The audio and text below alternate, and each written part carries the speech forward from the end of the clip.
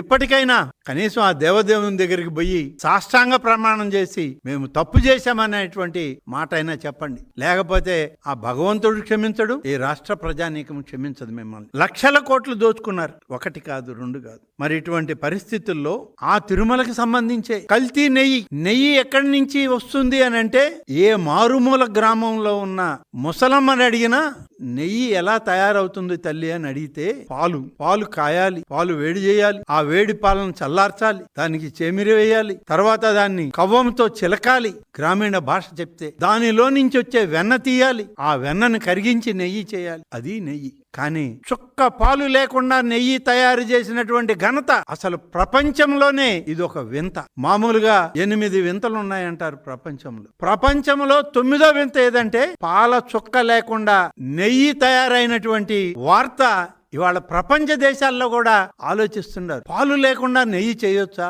అది స్వచ్ఛమైన నెయ్య, భగవంతుని యొక్క ప్రసాదంలో కలపడానికి ఉపయోగపడే నెయ్య అని చెప్పి ఇవాళ ప్రపంచంలో ఉన్న కోట్లాది మంది ప్రజలు ఇవాళ ఎదురు చూస్తా ఉన్నారు, ఈ ఫార్ములా ఎక్కడిది అని. అంతటి గొప్ప ఫార్ములాను తయారు చేసినటువంటి నీ వ్యవస్థ సిగ్గుపడాలి. నువ్వు ఏమంటారు? మీరు చైర్మన్ గా పనిచేసిన వాళ్ళు, నీకు ఆప్తులు ఆత్మీయులు, ఏమీ జరగలేదు, మేమంతా బాగా చేశామని చేసేటప్పుడు చాలా మంది ఉన్నారు, వాళ్ళందరినీ విచారించారు అని అడుగుతారు. అసలు మీరు ఎలా ఒప్పుకున్నారు, ఎలా తయారు చేశారు, ఈ ఫార్ములా ఎక్కడ తెచ్చారు? ఇవాళ చూస్తే చంద్రబాబు నాయుడు గారు ముఖ్యమంత్రిగా అయ్యే రోజుకే ఈ రకమైనటువంటి నెయ్యి తయారవుతుందనేటువంటి ఆరోపణలు వస్తే, ఆ రోజే దీన్ని పరిశీలనకి పంపించినటువంటి ప్రభుత్వం మాది.